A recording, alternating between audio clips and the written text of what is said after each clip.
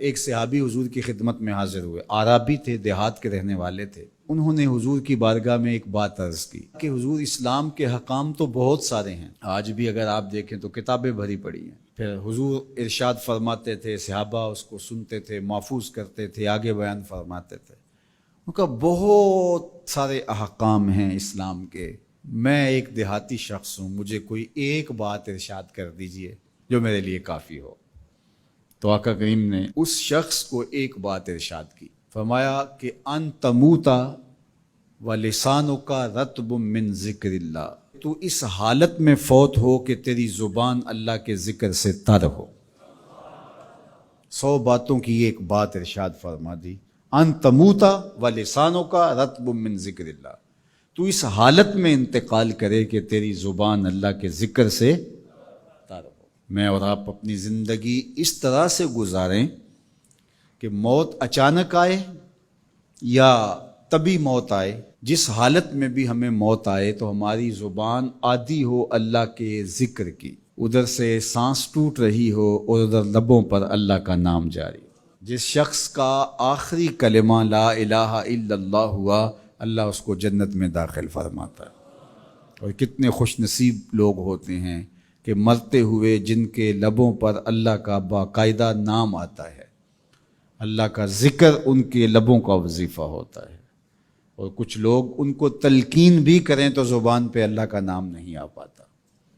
اور ان میں سے ایک وہ شخص جو شراب کا عادی ہے یا کسی بھی نشہ آور چیز کو لیتا ہے، تو ایسے شخص کو مرتے ہوئے کلمہ نصیب نہیں ہوتا۔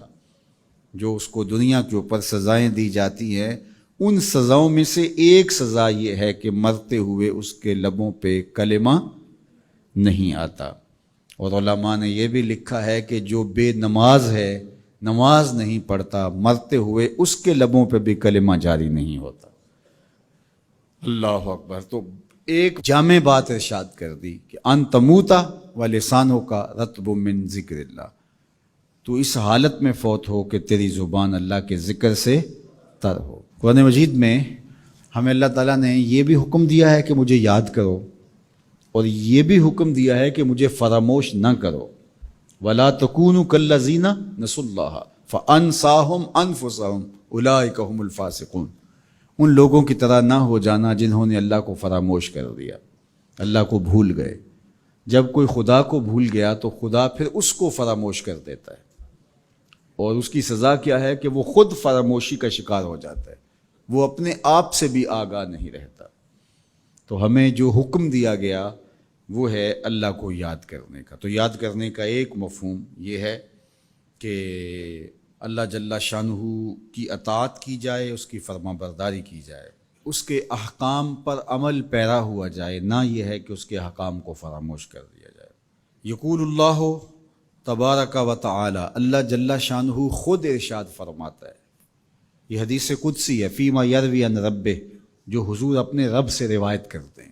اللہ جل شانہ کیا ارشاد فرماتا ہے، سنیے، انا عند ظن عبدی بی، میرا بندہ میرے بارے جو گمان کرتا ہے میں ایسے ہی معاملہ کرتا ہوں، یعنی بندے کو میرے سے جو گمان ہے تو میں اس کے مطابق معاملت فرماتا ہوں۔ وَأَنَا مَعَهُ إِذَا ذَكَرَنِي، اور جب وہ مجھے یاد کرتا ہے میں اس کے ساتھ ہی ہوتا ہوں۔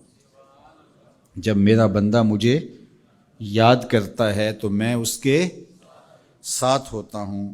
فَإِذَا ذَكَرَنِي فِي نَفْسِهِ ذَكَرْتُهُ فِي نَفْسِي، جب وہ مجھے اپنے دل میں یاد کرتا ہے تو میں بھی اسے اکیلے یاد کرتا ہوں۔ کتنی بڑی بات ہے کہ کسی کو رب یاد کرے، اللہ اکبر۔ کہا جب وہ اکیلے مجھے یاد کرتا ہے تو میں بھی اس کو اکیلے یاد کرتا ہوں۔ وَإِن ذَكَرَنِي فِي مَلَئٍ ذَكَرْتُهُ فِي مَلَئٍ خَيْرٍ مِّنْهُمْ، اگر وہ مجھے مجمع میں یاد کرتا ہے، لوگوں کے ہجوم میں یاد کرتا ہے، تو میں بھی اسے مجمع میں یاد کرتا ہوں جو اس مجمع سے بہتر ہے، اس اجتماع سے بہتر ہے۔ یہاں نیک بد گناہ گار سارے طرح کے لوگ ہیں، لیکن میں فرشتوں کے اجتماع میں یاد کرتا ہوں۔ اللہ اکبر۔ کیا منظر ہوتا ہوگا کہ جب اللہ فرشتوں میں کسی بندے کو یاد فرما رہا ہو، اللہ اکبر۔ اور ایک حدیث میں جو ہے وہ اس کے پھر آگے لفظ جو ہے یہ ہے، میرا بندہ میری طرف اگر ایک بالشت چل کے آتا ہے تو میں ایک ذرا آتا ہوں، اور میرا بندہ میری طرف اگر ایک قدم آتا ہے 70 قدم آتا ہوں، اور اگر میرا بندہ میری طرف چل کر آتا ہے اتیت ہو ہر والا، میری رحمتیں دوڑ کے استقبال کرتی. اللہ اکبر. تو کتنی کرم نوازی ہوتی ہے جو اس کو یاد کرتا ہے. تو یاد کا چراغ کبھی بھی بجھنا نہیں چاہیے.